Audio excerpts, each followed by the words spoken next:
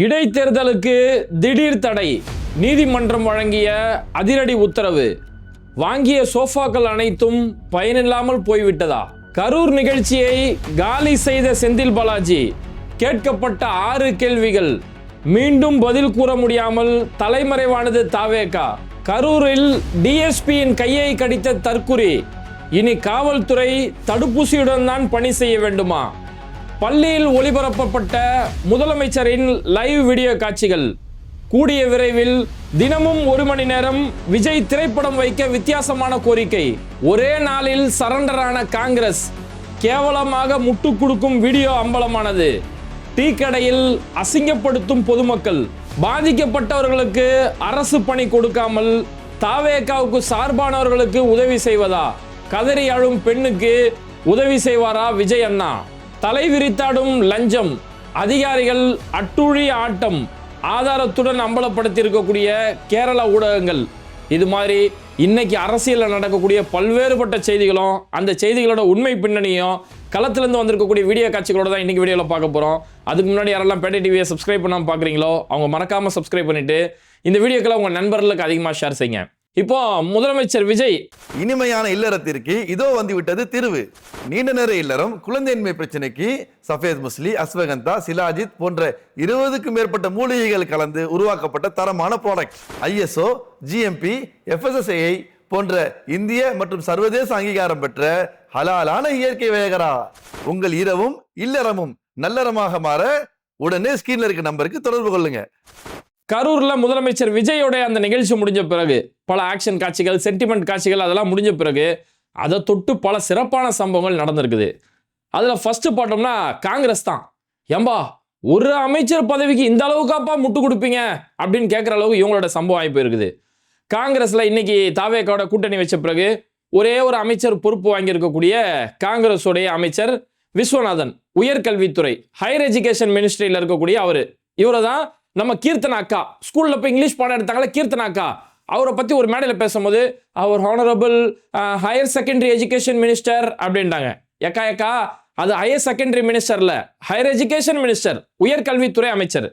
இந்த உயர்கல்வித்துறை அமைச்சர் ஒரு கல்வி சம்பந்தமா ஒரு பல்வேறுபட்ட ஆலோசனைகளை மாணவர்களுக்கு வழங்குவாரு அப்படின்னு பார்த்தா இப்போ அவரு போய் சொல்லியிருக்கிறாரு, ஒரு ஸ்கூல்ல விஜய் அவர்களுடைய லைவ் ப்ரோக்ராம் போட்டது, இதுல என்ன போச்சு?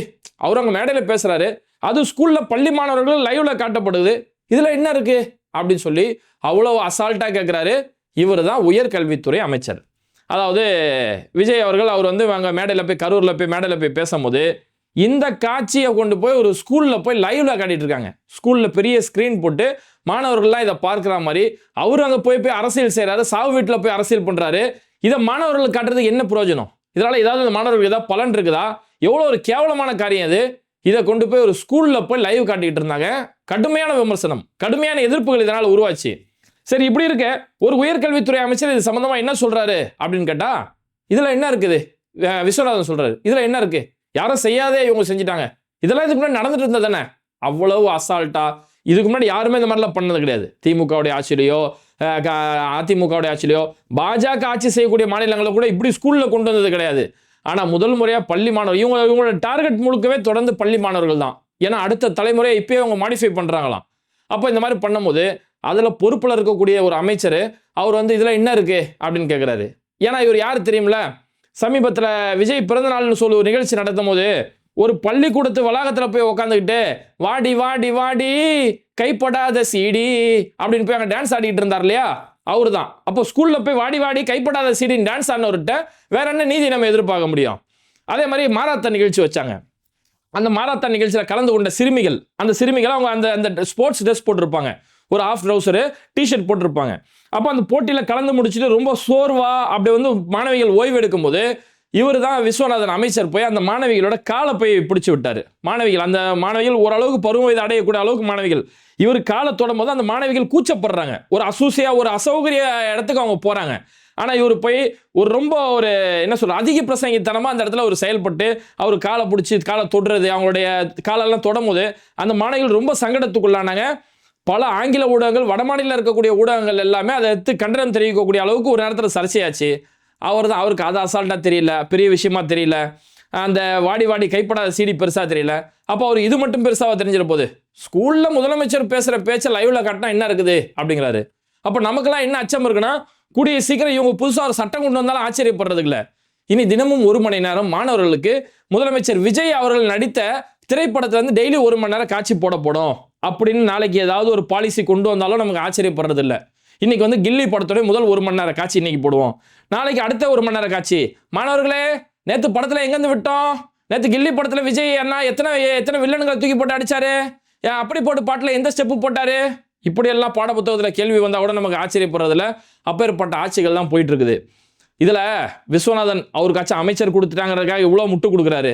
எங்க அக்கா ஜோதிமணி நாடாளுமன்றத்தில் பேசுறது பாட்டு சிரித்து போய் சில்லறைகளை செதற விட்டுருக்கிறேன். அக்காலாம் அவ்வளோ நல்லா பேசுவாங்களே, சரியான விஷயத்த பேசுவாங்களேன்னு பார்த்தா அக்கா இப்போ வந்து பேசுறாங்க.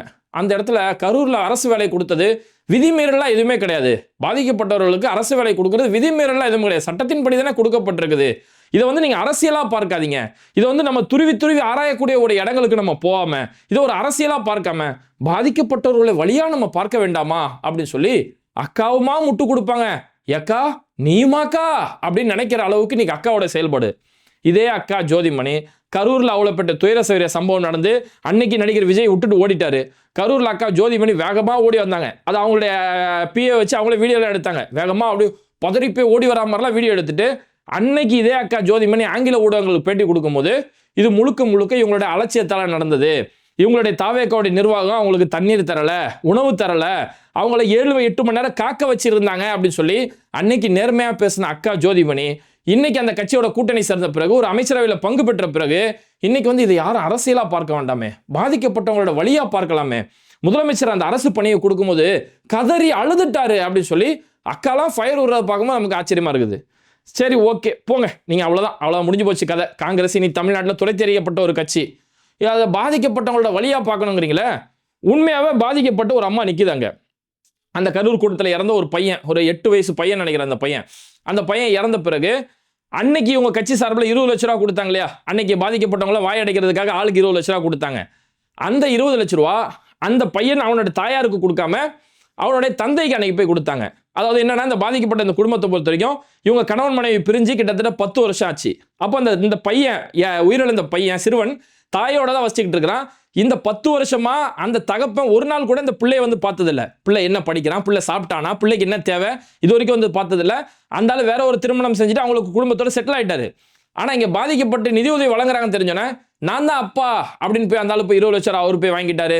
அதுக்கடுத்து சுப்ரீம் கோர்ட்ல கேஸ் நடக்கும்போது இங்க வந்து அவங்க மேல எந்த ஒரு தப்புமே இல்லை, அவங்க மேல தப்பே இல்லை, விஜய் அவர்கள் நல்லதா செஞ்சாங்கன்னு சொல்லி நீதிமன்றத்தில் போய் வாதாடினார்லே ஒரு நபர், அவருக்கு இப்ப அரசு வேலை கொடுக்கப்பட்டிருக்கு. அவர் சார்ந்த ஒரு அரசியல் வேலை. அப்ப பிள்ளைய பெத்தெடுத்ததுன்னா, பிள்ளைய வளர்த்ததுன்னா இவன் ஒரு நாள் கூட வந்து பார்த்தது கிடையாது, அவனுக்கு எப்படி அரசு வேலை கொடுக்க முடியும்? இதுதான் உங்க ஆட்சியோட லட்சணமான்னு சொல்லி இன்னைக்கு அந்த அம்மா நடு ரோட்டில் நின்று பாதிக்கப்பட்ட அந்த அம்மா பிள்ளையும் பறி கொடுத்து, பிள்ளை தான் கடைசி ஒரு ஆதாரமா இருந்தது, அந்த பிள்ளையும் பறி கொடுத்து இன்னைக்கு அழுகுறாங்க. இது மாதிரி பாதிக்கப்பட்டவங்களா இவங்க கண்ணுக்கு தெரியல, பாதிக்கப்பட்டவங்களை மட்டும் பார்க்கலாமே அப்படிங்கிறாங்களே காங்கிரஸ். இந்த பாதிக்கப்பட்டவங்களை பாருங்க, அவங்களுக்கு நீதி வேணும்னு குரல் கொடுங்க, அதெல்லாம் பேச மாட்டாங்க. ஏன்னா சோஃபா செட்டில் ஆகிப்போச்சு. அந்த சோஃபாவில் செட்டில் உட்காந்ததால இனி இவங்கள்ட்ட நீதியை நேர்மையை எதிர்பார்க்க முடியாது. சரி, இவங்கள விட்டு தள்ளுங்க. கரூர்லேருந்து அடுத்து வந்த சுவாரஸ்யமான சம்பவம், ஒரு பையன், ஒரு தாவேக்காவுடைய தற்கொலை பையன் ஒருத்தன் போய் டிஎஸ்பியோட கையை கடிச்சு வச்சுட்டான். இதுக்கு முன்னாடி நடந்த சில கூட்டங்களில் போலீஸ் இன்ஸ்பெக்டரோட கையை படிச்சிருக்கோம். இவன் ஒரு படி மேலே போய் இவன் டிஎஸ்பியோட கையை கடிச்சு பெரிய ஆள் ஆயிட்டான். இந்த பையன் யாருன்னா, பையன் பார்க்க ரொம்ப சாந்தமாக வந்தான், ரொம்ப அமைதி. அடையடா, எவ்வளோ ஒரு அற்புதமான அமைதியான பையன், சாந்தமான முகமாக இருக்கிறானே அப்படிங்கிற மாதிரி பையன் சைக்கிள் ஓட்டிட்டு வந்தான். தன்னுடைய சைக்கிளோட ஃப்ரண்ட்ல வந்து எம்ஆர் விஜயபாஸ்கர் அதிமுக வந்து தன்னுடைய எம்எல்ஏ பதவியை ராஜினாமா பண்ணிட்டு இன்னைக்கு தாவேக்கால வந்து சேர்ந்துக்கிட்டு உள்ள சோஃபாவில் உட்காந்துருக்காரு இல்லையா, அந்த எம்ஆர் விஜயபாஸ்கர் அவர்களுடைய ஃபோட்டோவை சைக்கிளில் முன்னாடி வச்சுக்கிட்டு பின்னாடி ஒரு ஸ்பீக்கர் வச்சுக்கிட்டு அதில் வந்து தாவேக்கா கட்சியோட பாடல்கள், விஜய் பாடல்கள்லாம் போட்டுக்கிட்டு அந்த பையன் அங்கே வந்தான். நான் வந்து விஜயபாஸ்கர் அவர்களால் நான் வந்து நிறைய பலன் அடைஞ்சிருக்கிறேன், எனக்கு விஜய் அண்ணாவை ரொம்ப பிடிக்கும் இப்படின்னு சொல்லி மனப்பாடம் பண்ணதை அப்படியே வந்து பேசினா. ஆனால் பரவாயில்லப்பா, இந்த பையனாச்சும் மனப்பாடம் பண்ணது சூப்பராக வந்து பேசினான். நேற்று தளபதி 21 நிமிஷம் பேசினாரு, 14 நிமிஷம் வரைக்கும் மனப்பாடம் பண்ணதை கரெக்டாக பேசினாரு. 14வது நிமிஷத்துக்கு அப்புறம் மனுஷனுக்கு மறந்து போச்சு. அதுக்கப்புறம் பேப்பர் எடுத்து பார்த்து தான் படிச்சாரு. அவருக்கு அந்த மனநம் சக்தி கொஞ்சம் குறைவாக இருக்குது போல. வல்லாரக்கீரையை வாழையில வச்சு வதக்கி சாப்பிட்டோம்னா ஞாபக சக்தி அதிகமாக இருக்குன்னு சொல்லுவாங்க. அதையாச்சும் தலைவர் இனிமேல் ஃபாலோ பண்ணணும்னு நம்ம ஆசைப்படுறோம். சரி, பையன் வந்து அவ்வளோ சாந்தமாக சொன்னான். ஏன் வந்து எம்ஆர் விஜயபாஸ்கர் எனக்கு நிறைய நல்லது செஞ்சிருக்கிறாரு, அதனால அவர் வந்து விஜய் அண்ணா கூட சேர்ந்ததால எனக்கு சந்தோஷமா இருக்கு, அதனால சைக்கிளில் ரவுண்ட் அடிக்கிறேன் அப்படின்னு சொல்லி கலெக்டர் ஆஃபீஸ் கிட்ட வந்து ரவுண்ட் அடிச்சிட்டு இருந்தான். அப்போ அவன் ரவுண்ட் அடிக்கும்போது அந்த அந்த குறிப்பிட்ட அந்த நிகழ்ச்சி நடக்கக்கூடிய இடத்துக்கு அவன் போகும்போது போலீஸ் அங்கே தடுத்து நிறுத்துறாங்க. ஏன்னா 5000 பேருக்கு தான் அனுமதி, அவங்க முன்னாடியே டோக்கன் வழங்கப்பட்டுருச்சு அப்படின்னு சொன்னதால அனுமதி இல்லாத நபர்களை உள்ள அலோவ் பண்ணலை.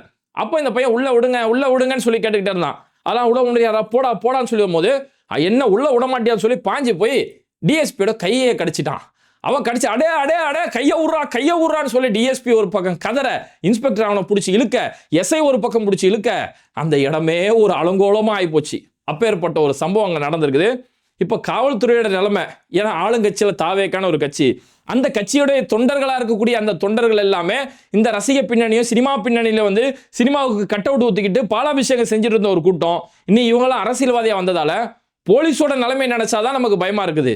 அதாவது ஒரு பழைய சிவாஜி படத்தில் டைலாக் இருக்கும், மாமா காஞ்சி போன நதியெல்லாம் வத்தாத நதியை பார்த்து ஆறுதல் அடையும், அந்த நதியே காஞ்சி போயிட்டா அப்படிங்கிற மாதிரி. மக்களுக்கு ஒரு பிரச்சனைனா போலீஸ் கிட்ட தான் வந்து முறையிடுவாங்க, அந்த போலீஸுக்கே பாதுகாப்பு இல்லை, கையை கடிக்கிறாங்கடா, நாங்களாம் எங்கே போகிறது சார் அப்படிங்கிற மாதிரி தான் இப்போ மக்களுடைய நிலைமை இருக்குது. போலீஸோட நிலைமை என்னன்னா, இனி அவங்க வந்து வேக்சினேஷன் போட்டுட்டு தான் வேலையை செய்யணும் போல இருக்குது. போற இடம்லாம் தடுப்பூசி போட்டுக்கிட்டு எவன் எந்த நேரத்தில் எங்கே வந்து கையை கடிப்பான்னு தெரியல, அதனால நம்ம எல்லாம் வேக்சினேஷன் போட்டு தான் வேலை செய்யணுங்கிற அளவுக்கு காவல்துறையோட நிலைமை இந்த மாதிரி நிலைமையில மாட்டிக்கிட்டு இருக்கிறாங்க. சரி, இப்போ சம்பவத்துக்கு வருவோம். செந்தில் பாலாஜி திரும்ப இறங்கி சம்பவம் பண்ண ஆரம்பிச்சாரு. இந்த செந்தில் பாலாஜி தான் நேற்று விஜய் வந்து அந்த இடத்துல பெயரை கூட குறிப்பிடாம உங்க கம்பெனியோட ஓனர் ஒருத்தர் அப்படி இப்படிலாம் சொல்லி கிண்டல் பண்ணாரு, ஓடி ஒளிஞ்சிட்டாங்க அப்படி இப்படின்னு சொல்லி கிண்டல் பண்ணாரு. ஓடி ஒளிஞ்சதை பத்தி இவங்க சொல்றாங்க. அங்கேருந்து கரூர்ல இருந்து விட்டுட்டு திருச்சிக்கு தலை தெறிக்க ஓடிட்டு புஷியானந்த் மட்டுமே 8 நாளைக்கு மேலே தலைமறை வந்துட்டு இவங்களாம் ஓடி ஒளிஞ்சது பேசுறாங்க. அன்னைக்கு சம்பவ இடத்துல முதல் ஆளா ஹாஸ்பிட்டலில் போய் பாதிக்கப்பட்டவங்களுக்கு உதவி செஞ்சது இந்த செந்தில் பாலாஜி. அன்னைக்கு ஒரு அவதூறு பரப்புனாங்க, எப்படி செந்தில் பாலாஜி கரெக்டாக ஹாஸ்பிட்டலுக்கு ஃபர்ஸ்ட் ஆளாக போனாரு அப்படின்ட்டு. அதே கேள்வி நேற்றும் கேட்கப்பட்டது. செந்தில் பாலாஜி நேற்று விஜய் பேசி முடிச்ச பிறகு செந்தில் பாலாஜி எல்லாத்துக்குமே திரும்ப ஒரு பதில் கொடுத்தாரு. ஒரு தாவேக்காரனோட வாயை திறந்து பேச முடியல, அந்த அளவுக்கு தரமான பதிலடி கொடுத்தாரு. நான் எப்படி ஹாஸ்பிட்டலுக்கு ஃபர்ஸ்ட் ஆளாக போனேன்னு சொல்லி கேட்குறாங்க. சம்பவம் நடந்த அன்னைக்கு இதுதான் என் கட்சி ஆஃபீஸ். இந்த கட்சி ஆஃபீஸில் அன்னைக்கு நாங்கள் உட்காந்து பேசிக்கிட்டு இருக்கிறோம். பேசும்போது நியூஸ் வருது, இந்த மாதிரி கூட்ட நெரிசலில் வந்து எல்லாம் நிறைய பேர் இறந்துகிட்டு இருக்காங்க, ஹாஸ்பிட்டலில் சேர்த்துட்டு இருக்காங்க அப்படின்னும் போது அங்கே அமராவதி ஹாஸ்பிட்டல் கட்சி ஆஃபீஸ்லேருந்து இப்படி எட்டி போனால் அமராவதி ஹாஸ்பிட்டல். அப்போ நான் இதில் செய்தி கேட்டேன்னா டக்குன்னு போகிறேன், நான் போனாலும் முதல் ஆளாக தான் அங்கே நிற்க முடியும். இது ஒரு கேள்வின்னு கேட்குறீங்களே, முதல் ஆளாக போய் பாதிக்கப்பட்டவனுக்கு உதவி செய்கிறவன கேள்வி கேட்குறீங்களே. ஒருத்தரால தான் இங்கே ஒரு கூட்டமே கூடிச்சு, அவர் விட்டுட்டு ஓடினார்ல, அவரை ஏன் கேள்வி கேட்க மாட்டீங்க? விட்டுட்டு ஓடினவனை கேள்வி கேட்காம காப்பாற்ற வந்தவங்கள கேள்வி கேட்குறீங்களே அப்படின்னு சொல்லி அந்த இடத்துல பாயிண்ட். உண்மையாகவே செந்தில் பாலாஜி நான் பெரிய ஃபேன் ஆகிட்டேன். அவர் வைக்கக்கூடிய ஒவ்வொரு ஆர்கியூமெண்ட்டுமே சரி, அவர் வைக்கக்கூடிய ஒவ்வொரு எவிடன்ஸுமே சரி, அவ்வளோ துல்லியமாக அந்த இடத்துல முன்வைக்கிறாரு. இது இன்னைக்கு நேற்று கிடையாது. கரூரில் எந்த பிரச்சனை ஏற்பட்டாலும் அது என் ஊர் என் மக்கள், நான் பதவியில் இருந்தாலும் சரி பொறுப்பில் இல்லைனாலும் சரி, நான் போய் முன்னாடி போய் நிற்க தான் செய்வேன். அந்த மாதிரி கட்சி ஆஃபீஸில் இருக்கிறேன், இந்த பக்கத்தில் இருக்க அமராவதி ஹாஸ்பிட்டல் செய்தி கேள்விப்பட நான் உடனே போனேன் அப்படின்னு சொல்லி ஒரு தரமான பதில் அந்த இடத்துல முன் வச்சாரு. அன்னைக்கு கேள்வி கேட்குறவனுங்க பாருங்களேன், விட்டு ஓடினவங்களை கேள்வி கேட்கல, தலைமறைவானவங்களை கேள்வி கேட்கல, ஏன் உள்ள ஓடினீங்கன்னு சொல்லி செந்தில் பாலாஜி மட்டும் கேள்வி கேட்குறாங்க. ஆனால் அன்னைக்கே அங்கே இருக்கக்கூடிய எம்எல்ஏ விஜயபாஸ்கர், அதிமுகவுடைய விஜயபாஸ்கர், அவருமே ஹாஸ்பிட்டலுக்கு வந்தார், பாதிக்கப்பட்டவங்களுக்கு உண்மையாக உதவி செய்ய வந்தார்.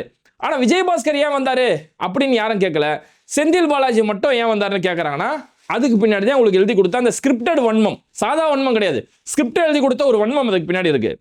அதுக்கப்புறமா செந்தில் பாலாஜி ஒரு 6 கேள்விகள் அந்த இடத்துல முன் வச்சாரு. ஒவ்வொன்றும் தங்கம், சும்மா தரமான கேள்விகளை முன் வச்சாரு. அவர் ஃபர்ஸ்ட் கேட்கக்கூடிய கேள்விகள் என்னன்னா, 12 மணின்னு சொல்லி அறிவிப்பு கொடுத்தீங்க, ஆனால் 3 மணின்னு சொல்லி போலீஸில் நீங்கள் லெட்டர் கொடுத்தீங்களா, இது ஏன் அப்படின்னு சொல்லி ஒரு கேள்வி கேட்குறாரு. நியாயமான கேள்வி. எங்களுக்கு முன்னாடியே வந்திருந்தா காவல்துறை சொல்லியிருந்தா நாங்கள் பின்னாடி போயிருப்போம், போலீஸை வச்சே எங்களை கொலை பண்ணிட்டாங்க, இப்படி என்ன பொய்களை அடிச்சு விட்டாங்க, எவ்வளோ அபாண்டமான பொய்களை அடிச்சு விட்டுருந்தாங்க. நேற்று அவ்வளோ பெரிய பொய்யா ஒரு முதலமைச்சர் பொறுப்பில் இருக்கிறவர் பேசுறாரு. இதுக்கு முன்னாடி எத்தனையோ முதலமைச்சர்கள் நம்ம பார்த்துருக்குறோம், இவ்வளோ ஒரு மோசமான அதிலே ஒரு இடத்துல பேசுறாரு, உங்களுக்கு தில்லு இருக்குதா, திராணி இருக்குதா, ஒரு டேஷும் கிடையாது அப்படிங்கிறாரு. இதை பார்த்து வளர்ற பிள்ளைங்க என்ன ஆகும்? ஒரு முதலமைச்சர் இப்போ நாளைக்கே ஸ்கூலுக்கு போகிறான், ஒரு டீச்சர் ஏதாவது கேள்வி கேட்காங்க, டீச்சர் நீங்கள் இந்த கேள்விலாம் கிடையாது, உங்களுக்கு அந்த ஒரு டேஷும் கிடையாது அப்படின்னு சொல்லி பேசுனா எப்படி இருக்கும்? அது அவன் என்னடா அப்படிலாம் பேசுகிறா அப்படின்னு கேட்டால், ஆமாம் சிஎம்ஏ பேசுகிறார், நான் பேசுறதுக்கு என்ன அப்படின்னு தான் நாளைக்கு பிள்ளை பேசும். இதுக்கு முன்னாடி ஒரு மேடையில் போய் பேசும்போது கூட போய் பேசுகிறாரு, என்ன கவர்ச்சின்றீங்களே, நான் என்ன அப்படிங்கிறாரு. அந்த நான் என்ன அப்படின்னா அதுக்கு என்ன அர்த்தம்? அதுக்கடுத்து இன்னொன்று சொல்லியிருந்தாரு, வாயில் நல்லா வரும் அப்படிங்கிறாரு. அப்போ இந்த மாதிரி வார்த்தைகள்லாம் இவரோட பேச்சை கேட்டு ஸ்கூலில் நீங்கள் லைவ் போடுறீங்களே, அதை பார்க்கக்கூடிய பிள்ளைங்க ஒரு டேஷும் கிடையாதுன்னு சொல்லி அந்த பிள்ளைங்க நாளைக்கு ஒரு டேஷ்ன்ற வார்த்தையை பயன்படுத்தினா எவ்வளவு கேவலமா இருக்கும். அப்போ இந்த கூட்டத்துக்கு எந்த ஒரு ஒழுங்குமுறையுமே கிடையாது. போய் போலீஸ் ஸ்டேஷன்ல போய் இவங்க தான் போய் 3 மணின்னு சொல்லி கேட்குறாங்க. 3 மணின்னு சொல்லி அனுமதி கேட்டுட்டு, ஆனால் இவங்க அறிவிப்பு பண்ணது எப்போ? மதியம் 12 மணி. நேற்று எனக்கு அந்த வீடியோ கிடைக்கல, இன்னைக்கு தான் அந்த வீடியோ கிடைச்சிருக்குது. இவங்களோட இன்ஸ்டாகிராம் பேஜில் அஃபிஷியல் டிவிகே பேஜ்லேயே அனௌன்ஸ் பண்ணாங்க. கரூர் வேலுச்சாமிபுரத்தில் தலைவர் உரையாற்றுகிறார், வேலுச்சாமிபுரம் மதியம் 12 மணிக்கு உரையாற்றுகிறார் அப்படின்னு சொல்லி ஒரு விளம்பரம் போட்டீங்க. அந்த வீடியோலுமே 12 மணின்றதை மென்ஷன் பண்ணிட்டீங்க. அதுக்கப்புறம் உங்க பொதுச் செயலாளர் புஷி ஆனந்த் வந்து தலைவர் 12 மணிக்கு உரையாற்றுவாரு, அவரை நான் பத்திரமா இட்டுன்னு கூட்டின்னு போயிடுவேன்னு சொல்லி அவருமே 12 மணின்னு சொல்லி அந்த இடத்துல பேசினாரு. அந்த வீடியோ ஆதாரம் இன்னைக்கே இருக்குது. அப்போ 12 மணின்னு சொல்லி மக்களை சொல்லிட்டு அவங்கள சரியான நேரத்துக்கு வர வச்சுட்டு 12 மணிக்கு வர வச்சுட்டு போலீஸ் கிட்ட போய் நீங்க லெட்டர் கொடுக்கும்போது சார் எங்களுக்கு 3 மணில இருந்தா சார் அனுமதியே வேணும்னு சொல்லி போலீஸ் கிட்ட 3 மணிக்கு போய் பெர்மிஷன் கேட்கறது. அப்போ வேணும்னே நீங்க முன்னாடி மக்களை வர வச்சு கூட்டம் சேர்க்கிறதுக்காக மட்டும்தான் இந்த வேலையை செஞ்சுட்டு நேற்று மேடையில் போய் பேசுறாரு, நாங்கள் மக்களை காக்க வச்சு அப்படி கூட்டம் சேர்க்கிற ஒரு அரசியல் எங்களுக்கு தெரியாதுன்னு சொல்லி அவ்வளோ ஒரு பொய்யான தகவலை தொடர்ந்து இந்த கூட்டம் பேசிட்டு இருக்கு. அதனால தான் செந்தில் பாலாஜி அந்த கேள்வி கேட்டாரு. 12 மணின்னு அறிவிச்சுட்டு போலீஸ்கிட்டே 3 மணின்னு சொல்லி லெட்டர் கொடுத்தீங்களே, அது ஏன்? ஓகே, ரெண்டாவது கேள்வி, நீங்களே பவர் கட் பண்ண சொல்லி லெட்டர் கொடுத்துட்டு 7 மணி நேரம் லேட்டாக வந்தது ஏன்? அந்த ஏன்னா இந்த கூட்டம் வந்து இங்கேருந்து போய் லைட்டு கம்பத்தில் ஏறும், மரத்தில் போய் ஏறும், எங்கேயுமே ஒழுங்கு இல்லாத ஒரு கூட்டம். அப்போ கண்ட இடத்துல டிரான்ஸ்ஃபார்ம் அங்கங்கே போய் ஏறிடுவாங்க சொல்லி அந்த நிகழ்ச்சி நடந்து முடிகிற வரைக்கும் அந்த இடத்துல பவர் கட் பண்ணிடுங்க. நாங்கள் 12 மணியோ 3 மணியோ, ஏன்னா ஆளாளுக்கு மாற்றி தானே இவங்க பேசிட்டு இருக்காங்க.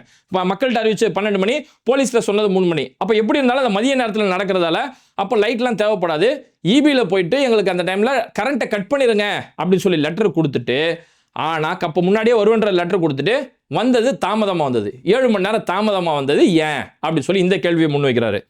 மூணாவது ஒரு கேள்வி, லேட்டாக வந்தீங்க ஆனால் 500 மீட்டருக்கு முன்னாடியே வேனுக்குள்ளே போயிட்டீங்களே, அது ஏன் அப்படின்னு ஒரு கேள்வி. இதுதான் உண்மையாகவே கேட்க வேண்டிய ஒரு கேள்வி.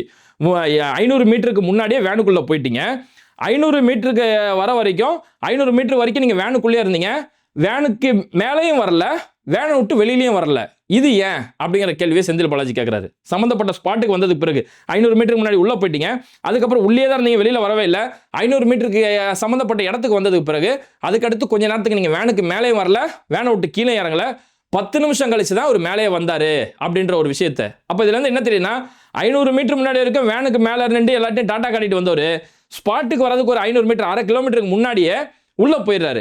ஏன்னா அங்கே ஒரு சரியான கூட்டம் இருக்குது, அந்த கூட்டத்தில் நம்ம உள்ளவே உட்காந்துட்டு இருந்து ஒரு கொஞ்ச நேரம் ஆகட்டும், அங்கே உள்ள ஸ்பாட்டுக்கு போய் ஒரு 10 நிமிஷம் ஆனதுக்கு பிறகு ஒரு இன்ட்ரோ கொடுத்துட்டு ஒரு மாஸ் என்ட்ரி அப்படியே டன் டட டன் டட டன் அப்படின்னு ஒரு மாஸ் என்ட்ரி கொடுத்தா அங்கே தான் செம்ம வைபாக இருக்கும் அப்படிங்கிறதுக்காக பிளான் பண்ணாங்க.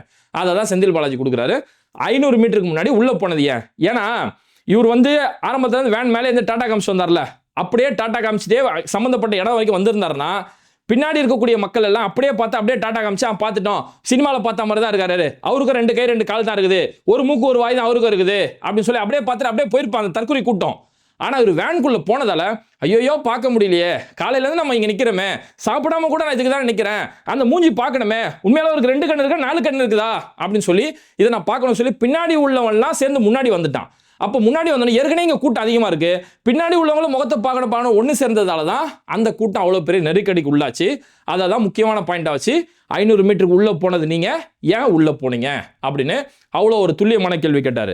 சரி, அடுத்த 5வது கேள்வி, உங்களுடைய பாதுகாவலர் உங்கள் பவுன்சர் வந்து அந்த இடத்துல உங்களுக்கு முன்னாடியே அறிவிப்பு கொடுக்குறாரு, சார் கூட்டம் பெரிய அளவில் இருக்குது, பொதுமக்கள் சாஞ்சி விழுந்துகிட்டு இருக்கிறாங்க, பெண்களும் பொதுமக்களும் பெரிய அளவில் நெருக்கடிக்குள்ளாகி மயக்கம் அடைஞ்சு விழுந்துகிட்டு இருக்கிறாங்க அப்படின்னு சொல்லி உங்கள்கிட்ட சொல்லியும் அவர் சொன்னதுக்கு பிறகும் நீங்கள் ஏன் தொடர்ந்து பேசுனீங்க அப்படின்னு சொல்லி இதுதான் முக்கியமான பாயிண்ட்டு.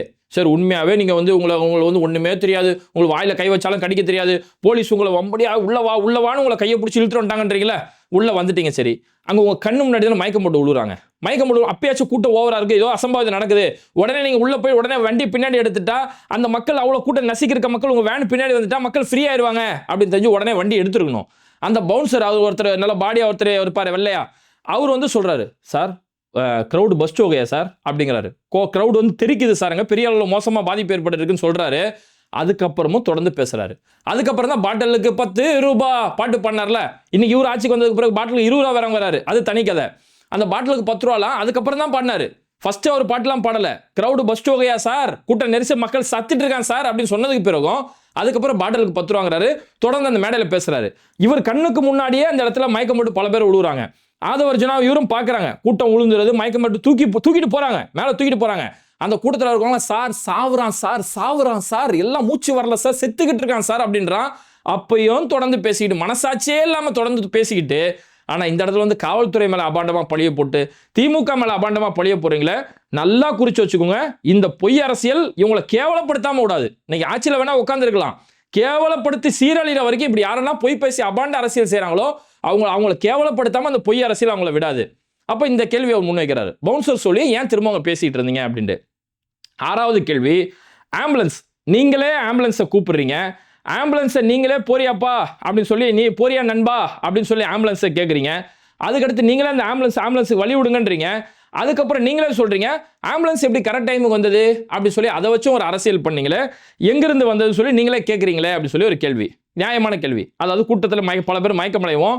ஆல்ரெடி அரசு சார்பில், போலீஸ் சார்பில் சில ஆம்புலன்ஸ் அங்கே நிறுத்தப்பட்டது, தாவேகா சார்பில் சில ஆம்புலன்ஸ் அங்கே நிறுத்தி வைக்கப்பட்டிருந்தது. அப்போ ஆம்புலன்ஸ் மயக்கமடைகிறாங்க, ஆம்புலன்ஸ் கால் பண்ணுறாங்க, ஆம்புலன்ஸ் இந்த கூட்டத்தை நெரிச்சிக்கிட்டு உள்ளே வரும்போது அப்போ மயக்கமடைஞ்சவங்களை ஏற்றுறதுக்காக வா நண்பா, போயிருவே நண்பா அப்படின்னு இவரு கேட்குறாரு. கொஞ்ச நேரம் கழிச்சு அந்த நேரத்தில் இந்த அதிமுக ஆம்புலன்ஸை வச்சு ஒரு சர்ச்சை பண்ணிட்டு இருந்தாங்க. அப்போ எப்படி கரெக்ட் டைமுக்கு ஆம்புலன்ஸ் வந்துச்சு அப்படின்னு அந்த இடத்துல ஒரு காமெடி காட்சி, சென்டிமெண்ட் காட்சி ஒரு பக்கம், ஆக்ஷன் காட்சி ஒரு பக்கம், காமெடி காட்சியும் பண்ணி பார்ப்பல. நம்மளால பல திறமைகள் இருக்கும். அப்போ அதை வச்சு இவங்களும் காமெடி பண்ணிட்டு ஆம்புலன்ஸில் நீங்களே ஏற்றி விடுங்க, கண்ணு முன்னாடி மயக்கம் போட்டு விழுறாங்க தெரிஞ்சுமே இதை வச்சு நீங்கள் அங்கே தொடர்ந்து அரசியல் தான் பேசிட்டு இருந்தீங்கன்னு சொல்லி இப்படி வேல்யூவான பாயிண்ட்டுகளை முன் வச்சு இவ்வளவோ நடந்துட்டு விட்டுட்டு போனவர் பார்த்து நீ கேள்வி கேட்க மாட்டேன், ஓடி போய் உதவி செஞ்சாங்க பார்த்தா நீ கேள்வி கேட்பியா? அதனால தான் இன்னைக்கு அந்த சிபிஐ எஃப்ஐஆர்ல கூட எங்கேயுமே செந்தில் பாலாஜி அவருடைய பேரோ அவங்களுடைய திமுக கட்சி சார்ந்தவருடைய பேரோ எங்கேயுமே இடம்பெறல. முழுக்க தாவேகாவை சேர்ந்தவங்க தான் அதை மாட்டிட்டு இருக்காங்க. ஆதவ அர்ஜுனா, புஷி ஆனந்த், சிடிஆர் நிர்மல்குமார் இவங்களுடைய பேர் அதில் இடம் பெற்றதால தான் இந்த கூட்டம் பல நாள் தலைமுறை வந்தது. இன்னைக்கும் அவங்க டெல்லிக்கு எங்கேயும் அலைஞ்சு ஓடிட்டு இருக்காங்க. இத்தனை நாளாக ஒன்றிய அரசு சொன்னவங்க இன்னைக்கு திடீர்னு இந்திய அரசுன்னு மாத்துறாங்களே, இதெல்லாம் அதுக்கு பயந்து தான். இதில் பெருமை என்ன தெரியுமா, நாங்கள் வந்து அங்கே போய் கரூரில் செலவைக்க போகிறோம் அப்படி சொல்லி செலவைக்க போகிறாங்களாம். அங்கே இறந்து போனவங்களும் செலவைக்க போகிறாங்களாம். இது காலத்துக்கு ஒரு அடையாளமாக இருமா. ஆமாம், பெரிய அடையாளமாகும். அந்த சிலை என்னைக்கெல்லாம் இருக்குதோ, நினைவு சின்னம் என்னைக்கெல்லாம் இருக்குதோ அன்னைக்கெல்லாம் மக்கள் பாடுவாங்க, ஒரு நடிகனை பார்க்க வந்ததுக்காக இத்தனை பேர் உயிரை விட்டாங்க. அப்போ இந்த மாதிரி நடிகை சினிமா முகத்தில் போய் அழிஞ்சா உனக்கு சீரழிவு தான் அப்படின்றதுக்கான பெரிய ஒரு அடையாளமாக இருக்கும்.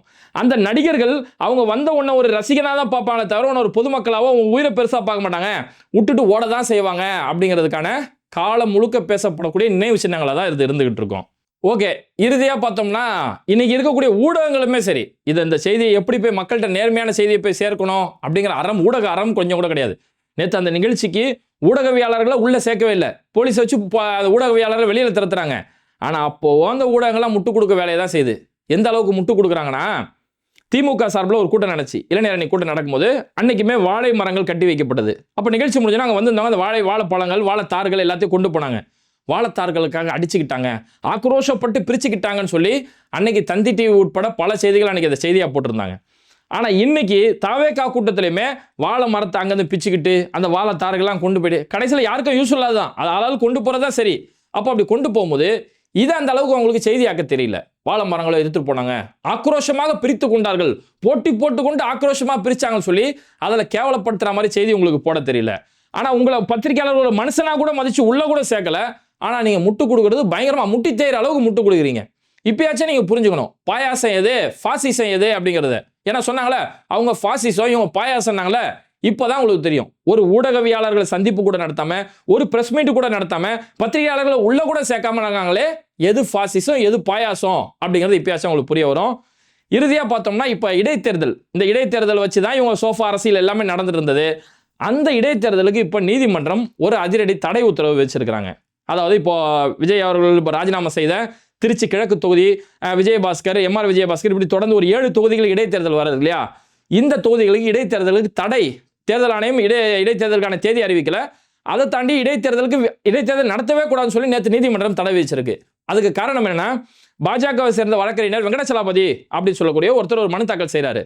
ஏன்னா இந்த குறிப்பிட்ட தொகுதிகளில் விஜயோடைய திருச்சி கிழக்கு உட்பட பல தொகுதிகளில் வந்து தேர்தல் வழக்கு நிலுவையில் இருக்குது. அதாவது அங்கே வெற்றி பெற்ற எம்எல்ஏக்களோட வெற்றி செல்லாதுன்னு சொல்லி எதிர்க்கட்சியை சேர்ந்தவங்க வழக்கு தாக்கல் செஞ்சிருக்கிறாங்க.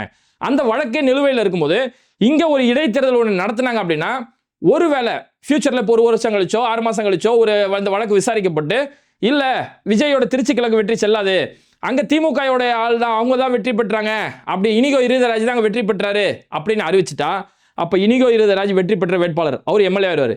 ஒருவேளை இடைத்தேர்தல் நடந்து அந்த இடைத்தேர்தல் வேற யாரும் ஜெயிச்சிருந்தா அப்போ ஒரு தொகுதிக்கு 2 எம்எல்ஏவா அப்படிங்கிற மாதிரி ஒரு வாதத்தை முன் வச்சு ஒரு மனு தாக்கல் செய்கிறாரு. அப்போ இதெல்லாம் விசாரிக்கக்கூடிய நீதிமன்றம் ராஜினாமா செய்த எம்எல்ஏக்கள் அவங்களுடைய கருத்துக்களை சொல்லணும், தேர்தல் ஆணையம் அவங்களுடைய கருத்துக்களை சொல்லணும் அப்படிங்கிறதுக்காக அந்த குறிப்பிட்ட தொகுதிகளுக்கு இடைத்தேர்தலுக்கு தடை அப்படின்ற ஒரு தடை உத்தரவு கொடுத்துருக்குறாங்க.